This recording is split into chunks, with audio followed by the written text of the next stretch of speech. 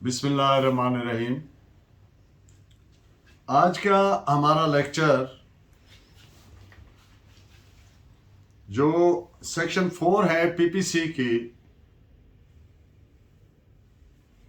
Extra territorial jurisdiction, offences relating to extra territorial jurisdiction, यानी पाकिस्तानी हदूद से बाहर अगर कोई पाकिस्तानी जुर्म करेगा तो क्या पाकिस्तान के अंदर उसका ट्रायल और पनिशमेंट हो सकती है।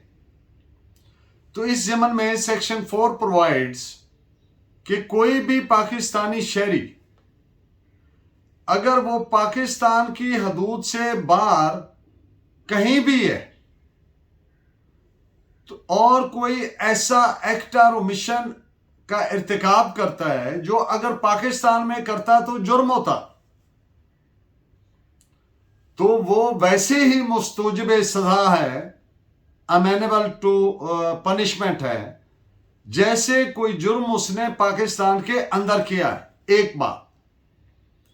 दूसरी बात है कि अगर एक पाकिस्तानी है और पाकिस्तान के हदूद से बाहर कहीं भी, जहां कहीं भी है, और वो बहरी जहाज पर है, शिप पर है, या वो एयरक्राफ्ट पर है, तो फिर तो देखा यह जाएगा कि क्या वो एयरक्राफ्ट या बहरी जहाज पाकिस्तान में रजिस्टर्ड है। अगर पाकिस्तान में रजिस्टर्ड है तो फिर पाकिस्तानी कोर्ट्स को जुरिस्डिक्शन है, उसका ट्रायल भी कर सकती हैं और उसको पनिश भी कर सकती हैं। तो ये खुलासा है, इसका समरी है, जिस्ट है सेक्शन 4 का पीपीसी का। तो अब इस पे जो केस लॉ है जो हमने आपके लिए सर्च किया है, अब उस पे बात करते हैं।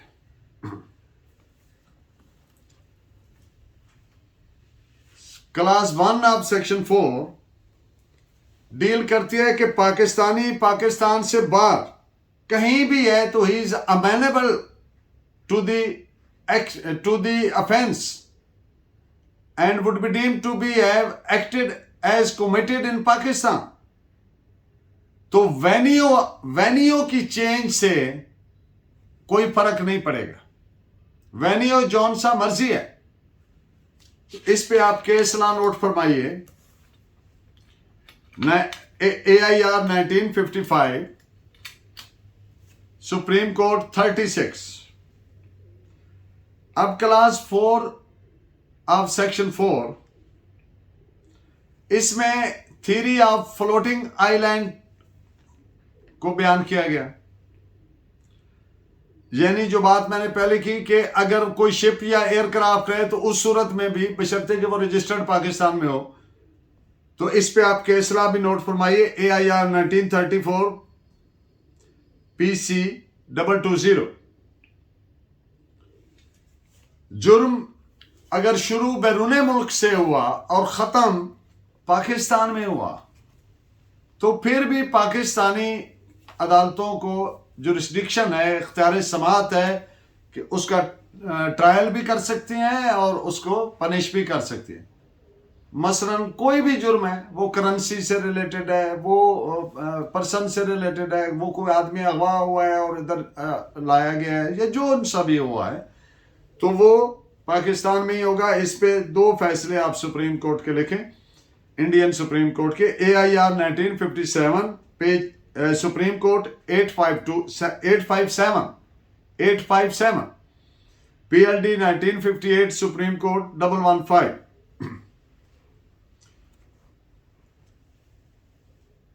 इंडियन शहरी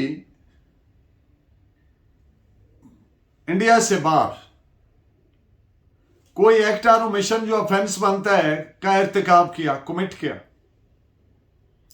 अब नेशनैलिटी से नहीं फर्क पड़ेगा।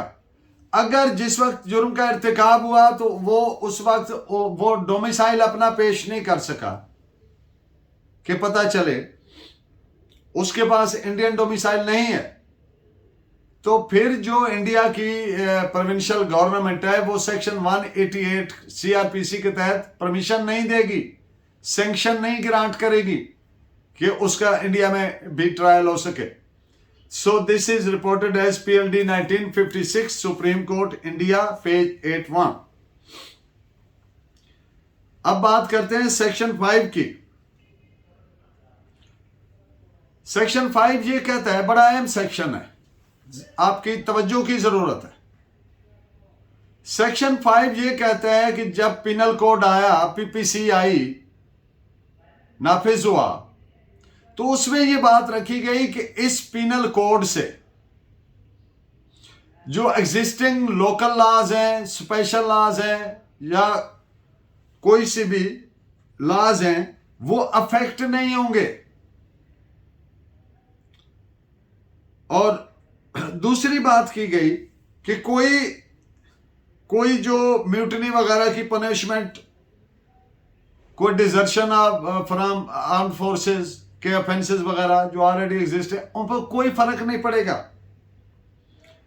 अब इसमें 2-3 बड़े अहम लॉ पॉइंट इससे निकले कि ये जो बात है स्पेशल लॉ या लोकल लॉ, वो वैसे ही रहेंगे। तो इस पे फिर कई चीजों ऑनरेबल सुपीरियर कोर्ट्स ने उनकी इंटरप्रिटेशन भी की कि स्पेशल लॉ और लोकल लॉ भी है और पीपीसी में भी ऑफेंस है, तो अब क्या होगा? या चाहे कोई स्पेशल लॉ पीपीसी के वजूद में आने के बाद आए तो फिर क्या सूरत हाल होगी? तो हर एक तरह की सूरत हाल पे हम केस लॉ के जरिए आपसे बात करते हैं। हमने सर्च किया, तो ये जो बात मैं कह रहा हूं कि कोई भी लॉ अफेक्ट नहीं होगा, भले वो स्पेशल लॉ है, लोकल लॉ है, ये अगर उसमें पीपीसी में ऑफेंस प्रोवाइडेड है तब भी फर्क नहीं पड़ेगा, अगर नहीं प्रोवाइडेड है तब भी नहीं पड़ेगा। तो this is reported as AIR 1933, Patna, page 142। अगर पहली दफा कोई ऑफेंस क्रिएट हुआ है किसी स्पेशल लॉ के तहत, जो कि पहले पिनल कोड में ऑफेंस है ही नहीं, तो कोई मसला नहीं, उसी स्पेशल लॉ के तहत ही उसका होगा, ट्रायल होगा। यहां पे मैं आपको, भले वो पीपीसी में जुर्म नहीं है, मिसाल के तौर पर कोकाइट फ्लाइंग एक्ट है, डेंगी एक्ट है, कोई और एक्ट है जो ऑलरेडी वो एक्ट या ओमिशन जुर्म ही नहीं थी पीपीसी में, अब किसी स्पेशल लॉ में आ गई, कोई फर्क नहीं पड़ेगा, उसी स्पेशल लॉ के तहत होगा जहां तक वो अप्लीकेबल।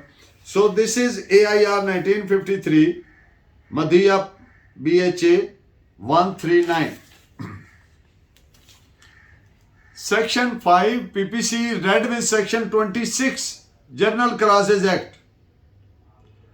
अगर जुर्म स्पेशल लॉ और पाकिस्तान पिनल कोड दोनों के तहत जुर्म है, तो ऑफेंडर जो है कैन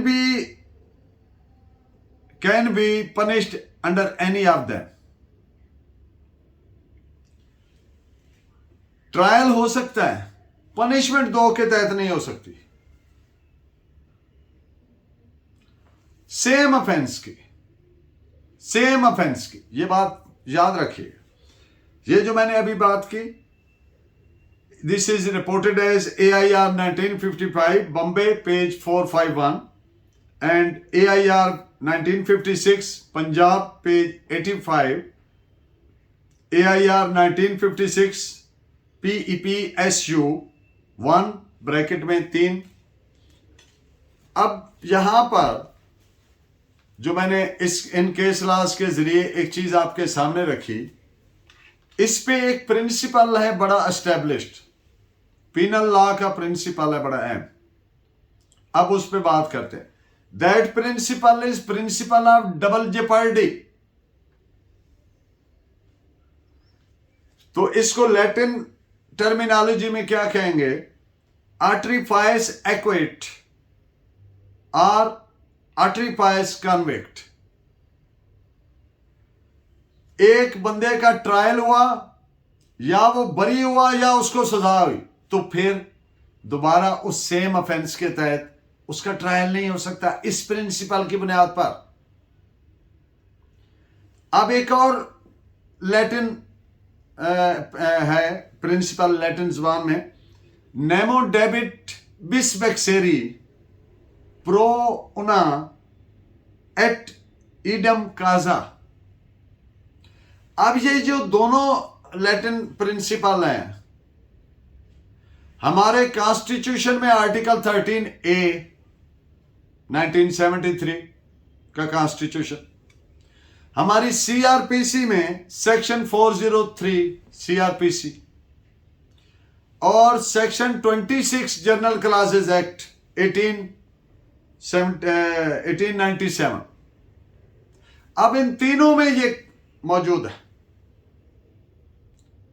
इनमें क्या बात है कि जब एक शख्स को एक जुर्म की सजा मिल गई या बरी हो गया ट्रायल के बाद, उसका दोबारा उस जुर्म के तहत ट्रायल नहीं हो सकता।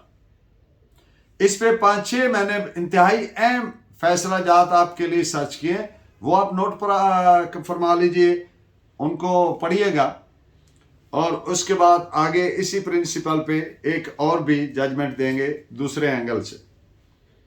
सो this is reported as 2000 Pakistan criminal law journal page 956, PLD 1990 supreme court page 63, 1994 Pakistan criminal law journal page 428, PLD 1973 Lahore 188, 1995 SCMR page 626, PLD 1993 Supreme Court page 247 and PLD 2002 Supreme Court page 572।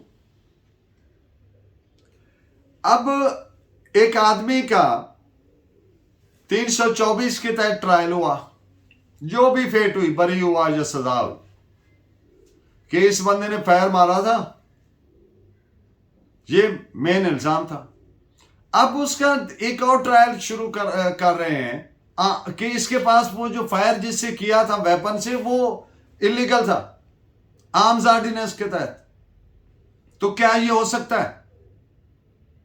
The answer is yes, क्योंकि same offence की definition में नहीं आता, ये अलग fact है। नाजायज weapon of offence जो है या नाजायज हथियार जो है वो इलीगल है और ये अलग से ऑफेंस है, इंडिपेंडेंट ऑफेंस है, सेम फैक्ट नहीं है। वो 324 के तहत बरी हुआ या सजा हुआ। तो इसलिए ये चीज समझाने के लिए मैंने इसका मिसाल दिया कि अगर कोई फैक्ट्स और से होते हैं, ट्रांजैक्शन एक ही है, केस एक ही है, लेकिन उसमें इस तरह का कोई फैक्ट होता है तो फिर उसका ट्रायल हो सकता है, सजा भी हो सकता है। फिर वो बार नहीं होगा, हिट नहीं होगा प्रिंसिपल ऑफ डबल जेपर्डी से। तो इस पे आप सुप्रीम कोर्ट का एक फैसला नोट फरमाइए, PLD 2002 सुप्रीम कोर्ट पेज 572। अब एक बात कि क्या क्रिमिनल लॉ में प्रिंसिपल ऑफ रेस जुडिकाटा आप जानते हैं कि एक दफा एक केस का फैसला हो गया तो दोबारा उसी मैटर के बारे में, उसी सब्जेक्ट के बारे में बिटवीन सेम पार्टीज दोबारा केस नहीं चल सकता। This is principle of res judicata in civil law. तो क्या इसकी एप्लीकेबिलिटी क्रिमिनल लॉ में है? The answer is no. Second, bail petition can be filed, उसके अपने पैरामीटर्स हैं। कोई फ्रेश ग्राउंड पैदा होती है, कोई नया मटेरियल सामने आता है, कोई नई इवेंचुअलिटी है, सेकंड रिवीजन भी लाई करती है, कोई बार नहीं। तो इसलिए ये बात आप क्लियर करें कि सेकंड बेल पिटीशन हो या फोर्थ बेल पिटीशन हो, कोई that is not suppose to be hit by principle of res judicata. इस पे आप केस लॉ नोट फरमाइए, KLR 1993 क्रिमिनल केसेस 44,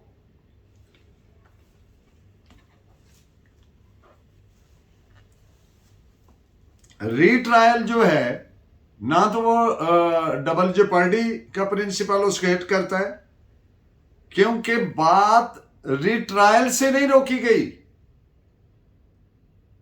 दोबारा पनिशमेंट नहीं दे सकते सेम ऑफेंस के तहत। ट्रायल पे नहीं बात हुई, ट्रायल और चीज है, कन्विक्शन और चीज है। तो इस पे सुप्रीम कोर्ट का फैसला लिखें, PLD 1978 सुप्रीम कोर्ट 21 पेज। ये जो मैंने बात की कि कोई नए फैक्ट्स आते हैं और वो आर्म्स ऑर्डिनेंस वाली मिसाल दी, उस पे अगर डिस्टिंक्ट ऑफेंसेस हैं एक ही केस में तो उनका दोबारा ट्रायल भी हो सकता है, पनिशमेंट भी हो सकती है। मोहम्मद नवाज केस इसमें मशहूर है, PLD 1985, सुप्रीम कोर्ट 335, और इसके अलावा PLD 1970 कराची पेज 386। सेक्शन 5 की रोशनी में एक और बड़ी अहम बात आप नोट फरमाएं। By virtue of section 5, illustration is deemed to be part of the section. Wherever in PPC illustration is provided with the section, that shall be deemed to be part and parcel of that section. ये section 5 कहता है PPC का।